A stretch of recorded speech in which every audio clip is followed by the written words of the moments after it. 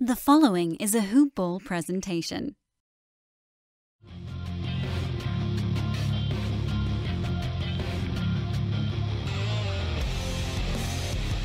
Welcome to the Fantasy NBA Today podcast.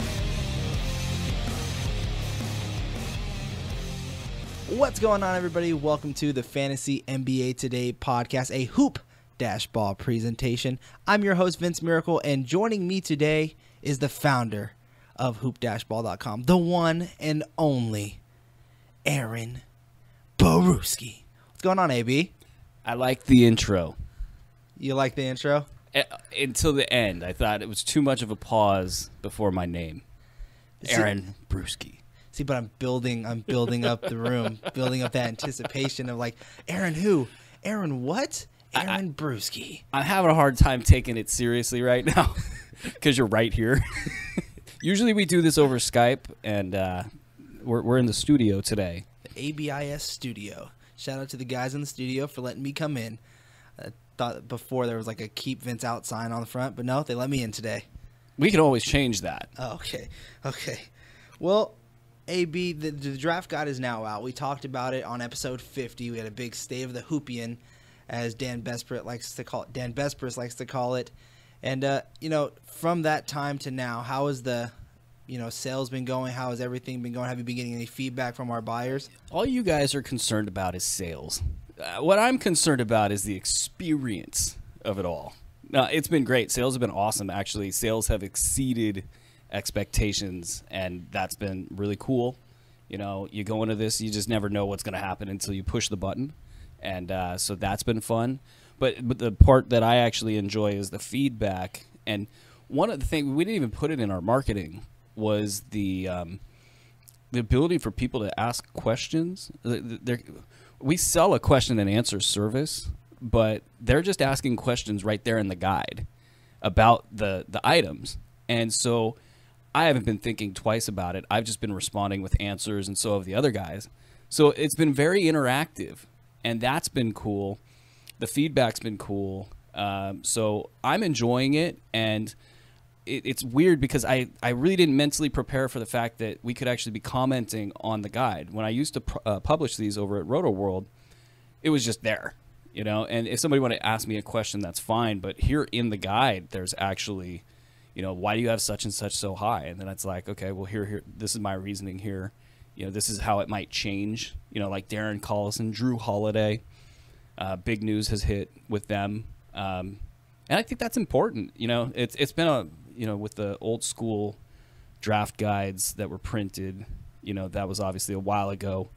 But the evolution to now, where this is just like a living, breathing thing, it's been fun. So I'm happy. We added a ton of content. Unfortunately, the price has risen, as we get closer to the day. What is it? D-Day, draft day. The price will rise, and that's just the benefit of signing up early, is you get more information. It's kind of messed up. You get more information, you get it for longer, and you get it cheaper. So there's really no reason to wait on that. Get it now. It's $11.99 now. Regular price is $17.99. That'll still be cheaper than all the other, draft guides that are worthwhile out there. So this Q&A service that you talked about in the beginning, and you say you're still answering the questions now through the draft guide, like if they have questions about tiers and where you're ranking them, tell the listeners that are probably thinking about and keep hearing about this Q&A service, because I brought it up that next episode 51. I talked about it a little bit. Tell me why that, if they're already getting some of their questions answered about the tiers, what kind of... Why should they buy the other service? Why should they buy the other service? So you want me to tell them how to not buy the other service? No, I'm cool with it. The service is awesome, like especially for DFS owners. I think season-long guys, if you go for the smaller package, the $4.99 for one question per week, that is, I think, going to be, you got that like that one season turning trade, and you just don't know if you want to pull the trigger on it. And it helps to have somebody get in there and look at the numbers. Somebody who does this professionally that can give you almost like a, like an estimate for your house, or whatever those are called. Those are called appraisals. We're like a Zillow for your fantasy stocks. And So that's good for a season-long owner, but for like a DFS guy, if you're playing with $500 a day or $100 a day or whatever you're playing with, $20 per day, now you actually can get some good value out of having a question and answer service. You might go for one of the more expensive packages. But yeah, right now I guess we're being too nice. We're just answering people's questions for free. So and you brought up packages. Is like, what kind of packages will there be? Is like, do you get to choose who the questions go to? Is it like how fast do they get the response for those type of questions? Yeah. So if you go for the $4.99 entry level package, one of our writers will get back to you within 4 hours. And so that gives us enough lead time to research. But if you go for an urgent question package, it's just an extra $1. You can get that question answered within an hour. And so those, if you're doing DFS and you've got that last second lineup time, if you could get your question in, say, by 3 p.m. Pacific time, you can have that by 4 p.m. when the lineups close. So that is, there's different levels for different needs. Somebody that has more volume of questions, they can get the packages that get up to $14.99, for 7 questions a week. And that's a lot of questions to be able to have somebody on the other end of the line that's dedicated. You're not like tweeting at some fantasy expert that may or may not actually put money on the line, for this stuff. Yeah. And that's really important. Everybody that's going to be staffing these lines is somebody that I've personally looked at their bankroll and said, okay, yeah, you win. So, you're good at this. You can do this. You can answer my listener's question. Yeah. I mean, there's a lot of fluff out there. Some of the stuff that passes as fantasy analysis is laughable, Right. And so you just want to know that at a minimum you're getting a professional service. Right. Well, I think we've harped on the draft guide quite a bit these last couple of days. Yeah, let's talk let's give people some free analysis. Yeah, so let's kind of go over some things. And you brought up one that I think we should start with first, and that's the Drew Holiday situation, and, our prayers and everything are out to his family and what's going on with him. But, looking at it now from the basketball side of things, there is an opening at the point guard spot. Langston Galloway is there. Etuan Moore is now there. Tyreke Evans at times plays point for them. So, whose value is now on the upswing now that Drew Holiday is going to be out for a little while? And who would you consider maybe not drafting, but definitely keeping your eye on and watching their value, and who's really going to take over that starting point guard role? I'm kind of bearish on this situation at the point guard position because we've seen what Langston Galloway did in New York at 30 minutes per game, and it was generally at best like a top 125 value. That's not the kind of pop you want to be getting out of a guy that's playing 30 minutes a game. He was a little bit better when he came onto the scene his first year. And we're talking systems. He could be in a completely different, everybody talked about the system last year in New Orleans as being this great thing. As it turns out, you can't just say you want to run and it just happens. You got to have the players that know how to run, know how to be productive out of it. And I would say we saw good things toward the end of the year, with kind of the scrubs that all came in and were productive in the system. So it's not without chance that he gets in there. If he gets 30 minutes a game and instead of being a top 125 guy, he could be like a top 75 guy. It's still not a lot to hang your hat on. And Etuan Moore did the same thing in Chicago. And maybe you say it's actually a comparable, get out and run type system.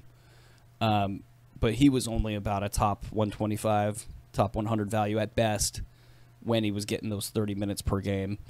Now, with a little bit more authority, contract, both guys, they maybe feel a little bit more compelled to take some shots and get into the playmaking stats that both of them really lack.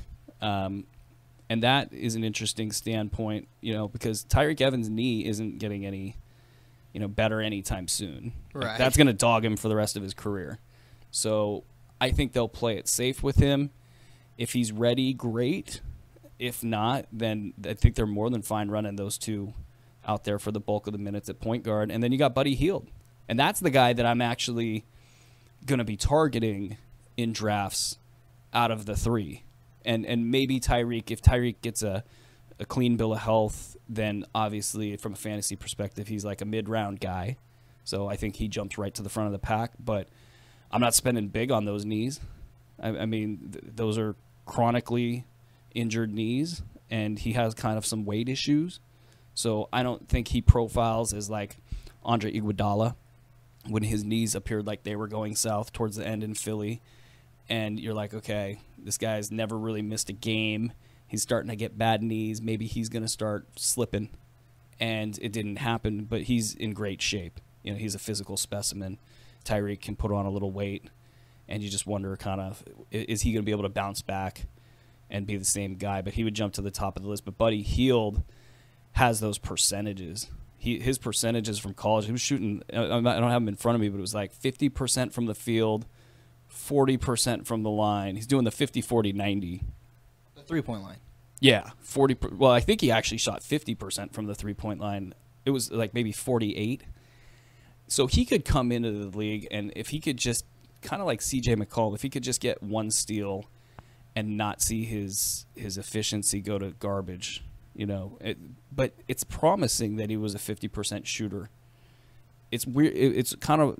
Does his summer league performance kind of worry you a little bit? And then on top of that question, you know, Dan and I have I'm actually happy about his summer league performance because it's going to scare people away, and that's always what I'm looking for. It's just I don't see him taking a 10-point hit from 50 down to 40. Right. I mean, and so like if he can hit 42.5% of his shots, I think he's in a great spot to be kind of a surprise. Like I could see him finishing the year with a top 75 value if he gets the minutes and if he doesn't experience some big struggle at the NBA level. I think his stat set, which is what we're looking for here, does somebody's stat set support fantasy value? Because a lot of guys just, they don't. You know, they either don't hit threes, they don't get the money counting stats, and or they shoot a poor percentage. So he checks most of the boxes. And so, yeah, he's the guy currently, if Tyreek doesn't get healthy, he's the guy I'm targeting.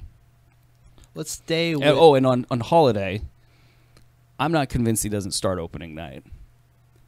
Really? Yeah. I'm not betting on it or anything. I just think it's too early within the timetable. Well, they already said that he's going to be. The report said that he's going to be missing the start of the season. I thought. See, I'm not convinced. Okay. Like when I hear, I feel like they're setting the expectation early that he could miss it, but then if things turn for the better, that he could come back and maybe just miss a week. You know, I'm not optimistic he starts from day one, but if he's only going to miss 1 week, what are we really? How far do we want to drop him? You know, I almost think you can maybe not even drop him at all. In fact, I saw Josh Lloyd of the it's now Locked On, but it used to be Red Rock. Listen to Great Fantasy Mind. I saw him. He either drafted him right before the news broke or right after it, and it didn't. I mean, I kind of thought it was after, and it didn't move him at all. And I didn't think that if I was him, I would have felt bad about where he drafted him, which was like, I think late third, early fourth. So yeah, with Drew, I'm not convinced. I mean, a lot, you know, could go differently with the medical procedure. So you just got to kind of wait it out. But if I'm trying to find value in a draft, like right now, these early drafts, I'm definitely looking at him and hoping he slides because I'm going to pounce. Let's stick with this team still because they dealt with a ton of injuries, and one being to their star franchise centerpiece, Anthony Davis, which, you know, news has came out that he's not going to have any, you know, medical injuries that's lingering on into the season. He should be fully healthy for training camp and for the season. What are your thoughts on Anthony Davis finally being healthy again for this upcoming season? And, you know, what value do you see him? Is he still that top 5 player, or do those injury histories start scaring, you know, you as a fantasy owner? Anthony Davis, he's just a mess. I mean, last year, I would realistically say in 30 games, he took some sort of a hit and had to leave the floor and go back to the locker room or get seen on the bench and then right back into the game. I mean, it became just like a running joke. And that, with your first-round pick, is torture. And it really frustrated me because I was on the fence. I had Steph number 1 last year until the very end. Like Davis started in preseason. He had a couple just massive games. And I was like, okay, you have to take this guy because his statisticals, his stat set, his upside, what we would learn later, there's some actual flaws with it. But when it was possible that he was going to continue rising up, I thought that the reward, but the potential reward justified the risk. So I swapped them at the last second. But what was great about it was that it was close enough to where I still got a lot of Steph in drafts. So Steph won me a big league. And I felt bad because there was a lot of guys that I even worked with that were putting it out that were saying that Anthony Davis is just like by far and away the prohibitive number 1 pick. And you can't look at a guy with that injury history so definitively. And so I bet a lot of our readers over at RotoWorld all had a lot of Anthony Davis, and that killed them. And so when I look at it, I go, I mean, he's definitely not a number 1 pick. He's definitely not a number 2 pick. Definitely not a number 3 pick. I feel like in the 5 to 6, 7 range is where you can kind of green light him, so to speak. But I'm a little iffy on it because I wonder about his blocks. Like last year, all of the warning signs were there. He kept talking about, I'm not going to go for as many blocks. It was a point of discussion in New Orleans, and that's what happened. And so is he going to maybe bounce back the other direction? I don't know if it's a part of the game plan, but it's something that you do see with guys that dip one direction. They sometimes will then normalize and even out the next year. So I think if he can finish with like 2.6 blocks, something like that, 2.5, that would be a win. But where does that put him compared to some of this high-end talent, like a Karl-Anthony Towns, Kevin Durant, Steph Curry, Russell Westbrook, James Harden. So what about a guy even like DeMarcus Cousins, who probably doesn't get that many blocks, but I mean, he's going to have the ball in his hands probably more than anybody else in the league. I mean, his usage rate is going to be skyrocketing now that, it seems as if the Kings are going to start playing inside out.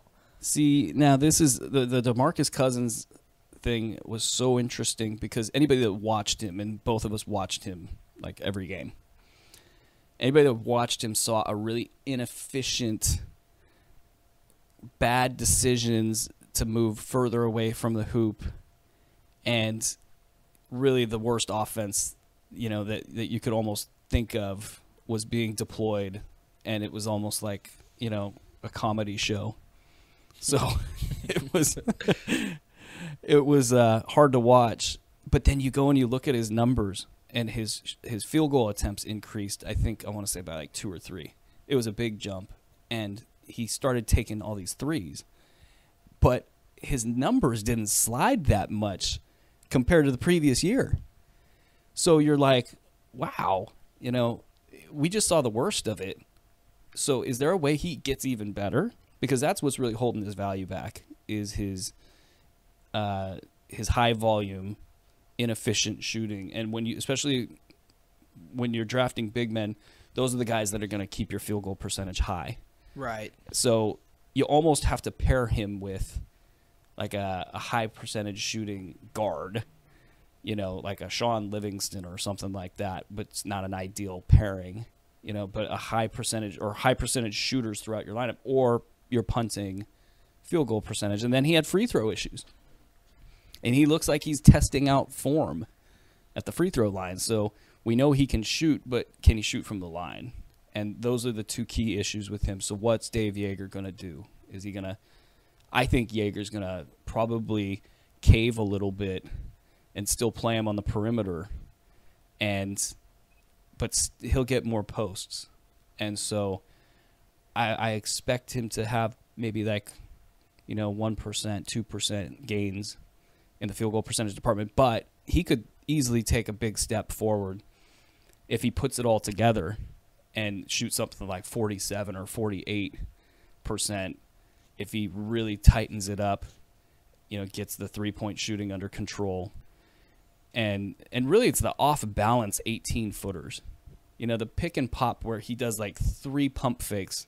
And then the jab. Yeah, and he's like falling over. He does the jumper, yeah. It's man, I mean, this is a guy that both steals and blocks, and he blocks at a high rate despite the fact he's going for all those charges. So I don't expect him to suddenly abandon the charge. I think he's going to keep going for those. But the steals and blocks are there. He can only get more efficient, and so I think this could be the year that he pans out. But he burnt owners last year. The inefficiency knocked him to a second-round value, and that, The turnovers were just killer. Yeah. I mean, in a 9-cat league, when you start to factor in, you've got now like 3 trouble areas for your top pick, and then you got durability questions. So I bet DeMarcus Cousins goes higher than he probably should in drafts, but I'm not going to bet against him meeting his ADP. So if he ends up being like an 8 or 9 ADP guy, I'm not going to bet against him meeting that mark. But I don't think I'll be drafting him at 8 or 9. I want to continue going on with this center discussion, and two centers that are, one that's coming back from injury, it seems, and the other one who has an ongoing situation with the team and if he's going to be coming back or not. We'll get to him in just a second. But, there was the Memphis Grizzlies released this press release saying that they're going to have a full team scrimmage for the fans to go to. And in that was center Marc Gasol, who suffered a mid-foot fracture last season that ended his 2015-16 campaign early. But now it seems like they're indicating that he's going to be playing in this, and perhaps that means he's ready for training camp. I mean, what's your thoughts on a guy like Marc Gasol this season? I've been kind of betting against him for like the last 2 to 3 years. He beat me, I think, one of those years, and then I won last year. So I think it's been a 2-year fade of Marc Gasol. I've been concerned about his knee, and I think the year before I was concerned about I think he shot an outlier on his free throw percentage, if I don't recall right. But he came into last season overweight, and maybe it was the foot.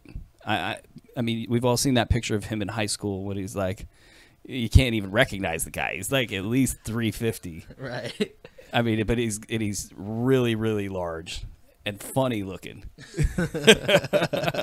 Because he's got a funny look on his face in the picture, and you're like, that dude likes to eat. And he's but you would never picture him as an NBA basketball player. And then fast forward to now, he's one of the best players in the game. But so that he could get a little loose, if he wants to, so he could put on the pounds. So now, did he put on the pounds because he's like, hey, I'm going to just coast into the regular season? And a lot of these guys, they don't want to go into the season in great shape because they'll overtrain that way. So you just don't know why he was calibrated that way, or if it was the foot that he had an existing issue with, and that's why he's staying off his feet. So why he came in overweight, we don't know, but he was struggling a little bit there to start. Then he got on track, and then, boom. So I'm coming into this year, I would rather have Pau Gasol, to be honest.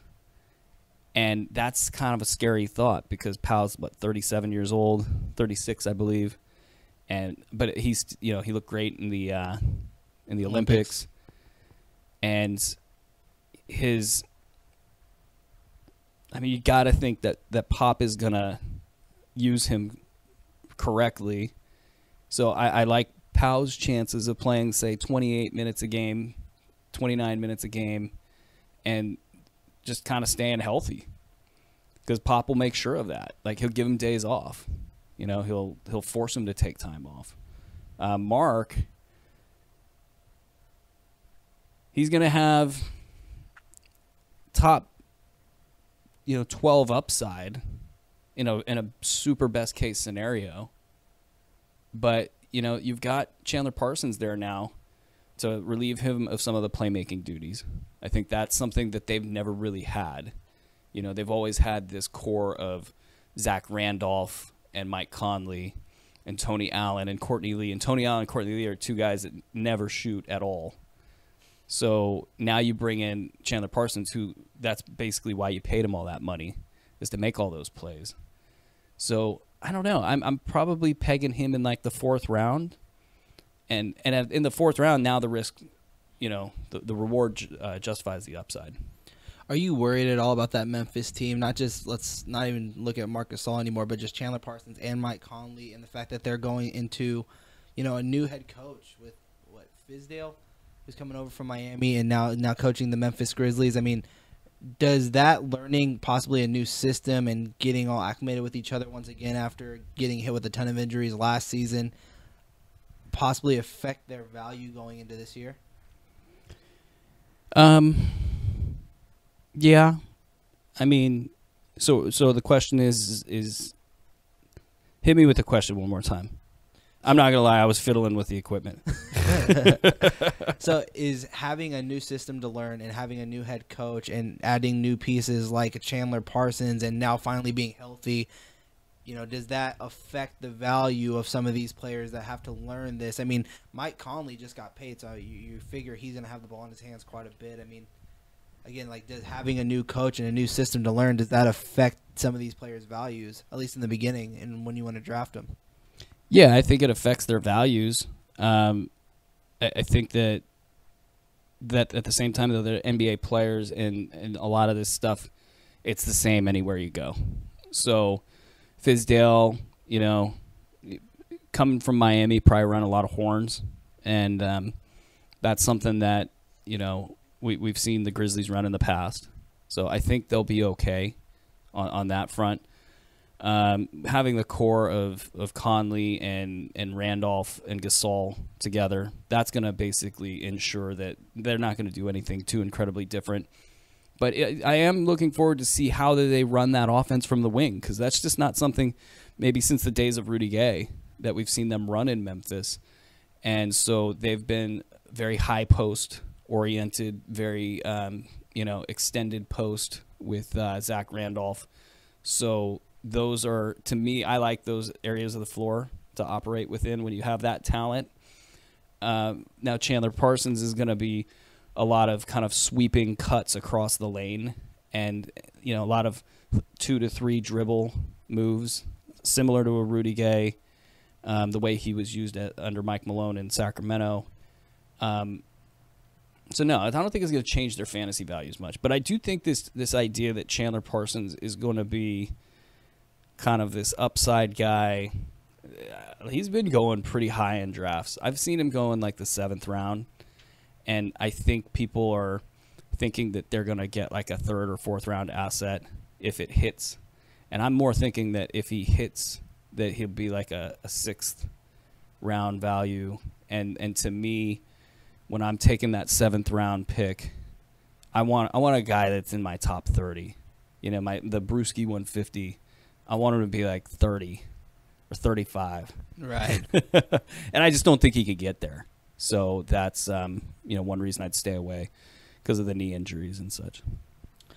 So last player here that I want to talk about, and I think it's a good transition since Fizdale came from this place, and that's Miami. And there's a situation going on between the team and one of their players. And that's Chris Bosh. And, he's going through something right now that I don't think it should be taken lightly at all. But it seems by his, Instagram videos and, by all accounts that his camp feels he can play. But there's still so many question marks. Like, what are your thoughts on the Chris Bosh situation in Miami? That's a really interesting situation because there's so much money involved. It's like $125 million, maybe less. I think maybe there's only 4 more years left on the deal.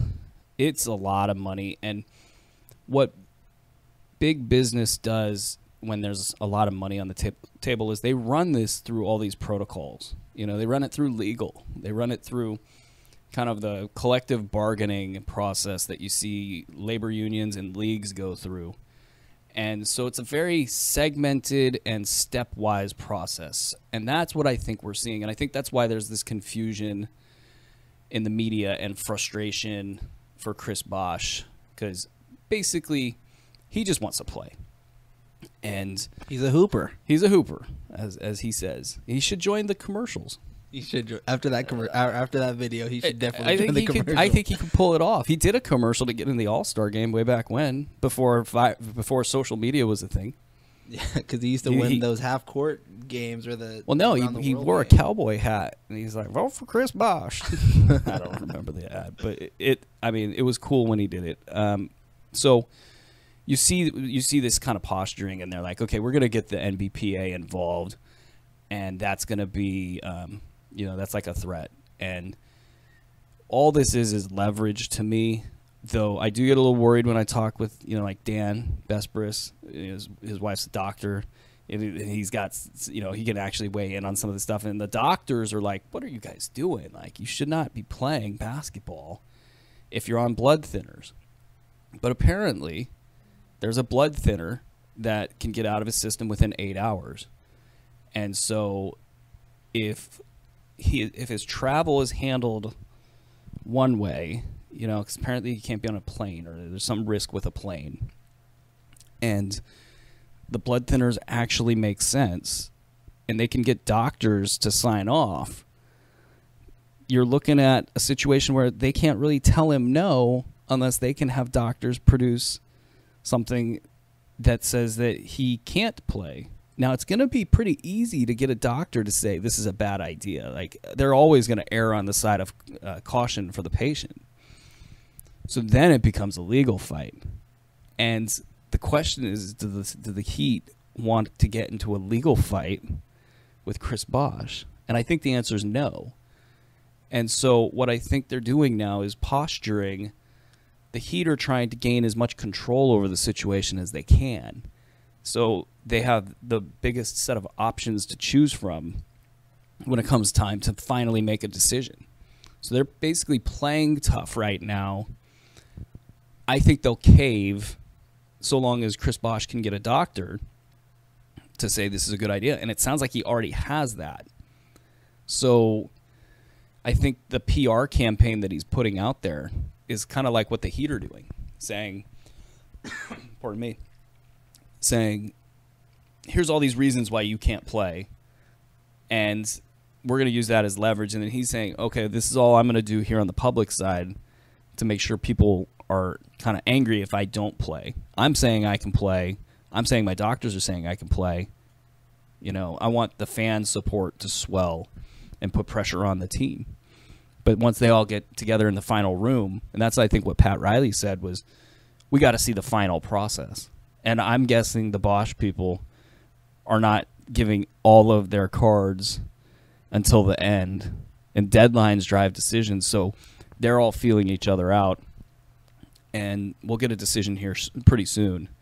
But in drafts, Chris Bosh is radioactive. I mean, he's like, I got him in the 7th round the other day. And I was fine. I mean, if I miss on a 7th rounder, that's okay. But, I mean, he can play it. Because he's also one of those guys that can land in that top 30 that you were talking about. Yeah, he could be definitely top 30. And it's, you lose Dwayne Wade, and now they're going to run. That means more possessions. That means more reliance on Chris Bosh. And before he went down, he was ripping it up. And that, he's an older player. So people are, they're not giving him that rookie hype. I think he's going underneath the radar. Like, I think that if you can get him in the 7th round, the as I incorrectly said earlier, I said like the upside justifies the risk or something. Yeah, that was the correct way to say it. I said it wrong earlier. The upside is there. I would pull the trigger on that before he gets cleared to play. And then he starts going in the 5th rounds. And then people wake up and they go, oh, my God, this guy's going to play in this up-tempo offense as a featured guy with all these young kids. You don't think he'll still slide in some drafts just because people are worried that the blood clots will start reappearing and they'll pull him for the season? So then they're like, I still don't want to take that risk. There is a risk of missed games here. That's the only thing that, but again, Travel. Yeah, the travel, if he misses, 12 games, let's put him at 70 games played, he's going to slide a little bit off of his per game value. And so say he's producing at a top 40 level. He might finish with a top 50 finish if he plays in 70 games. So that's okay if you get him in the 7th round. That's a top 84 selection, and you're getting top 50 value. Now, if it's a major problem and he only plays in 50 games, but even then, you probably get a top 80 finish out of him. So I just think he's going way too low. It is a little bit of a risk. You like your 7th round pick to have a little juice, but yeah, I'm fine with it. I think I know the answer to this by the way that you're talking about him, but we've been getting a lot of these questions, at least some of the hoop ball guys, and I've seen it on Twitter a lot, is buy or sell Chris Bosh plays this season. I'm buying it. You like buying all the stock as much as you can that he's playing? I wouldn't bet like my house on it, but I would bet like a decent sum. I just think that once a player has it in their mind that they want to play, and this isn't just like some guy, this is Chris Bosh, and especially that after they painted, or they sent Dwayne Wade packing, they're painted in a corner. Like Heat fans, if Chris Bosh is out there crowing about like I can play, and he starts producing evidence that he can play and producing a narrative that makes sense, like there's and really do they. I don't see why they wouldn't want him to play. I mean, if the health thing checks out, there's a lot of speculation that they want to just wipe him off the books. But his contract will look fine in a couple years, and you got to pay for high-end talent, and they're smart in Miami. They know that you can't tank your way to the top. Look at Oklahoma City. If you don't bring in high-quality coaches and high-quality players, you get low-quality development. And that's why you look at Russell Westbrook and you look at Kevin Durant, and you're always saying, why can't they just do things a little bit better?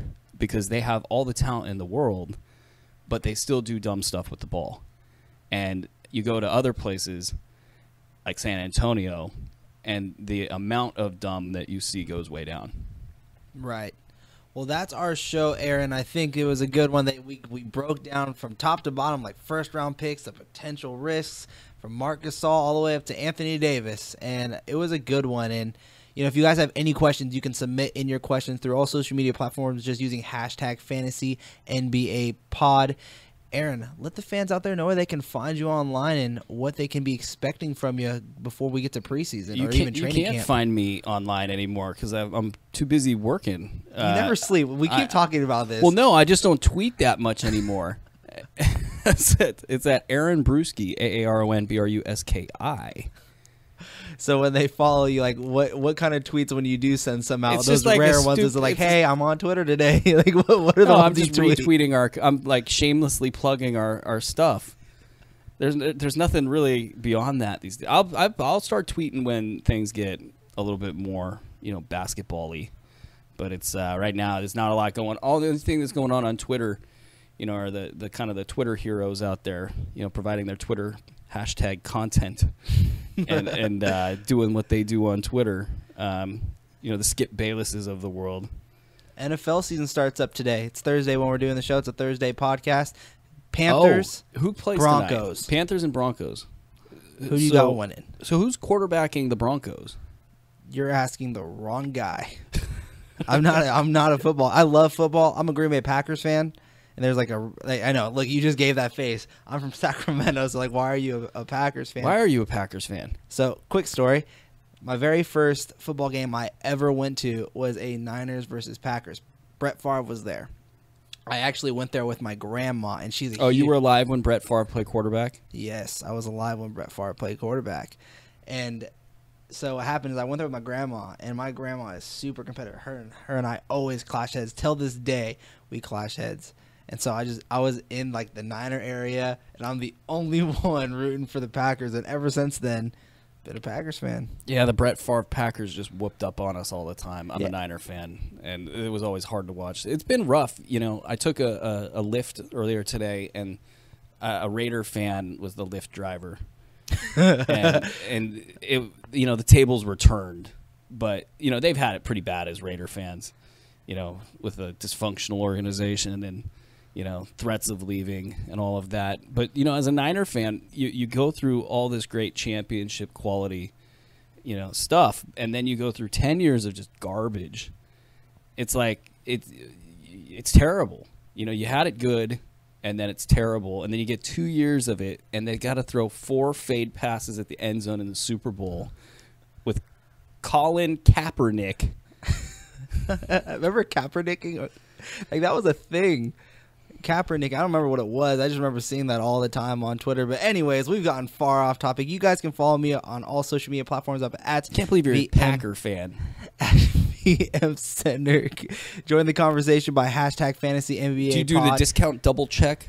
Like, do you celebrate with a discount double check anytime you do something cool? Every time I make a 3-pointer, I always do the discount double check. Hey, you guys probably don't know this, but this kid can shoot. I've seen him shoot. He can shoot. Yeah, I'm like the Sacramento Steph Curry. It's real life. I was thinking more like, what is it, Elhamin Hassan? What is his name? Amin No, the kid that played for Connecticut, the chunky dude. Because I'm a chunky guy. That's our show, guys. Subscribe. Dan Besbris. But you're quick. You're quick. You get to the lane. You can shoot. You can play. You steal kids' shoes. Oh, my God. Later, guys.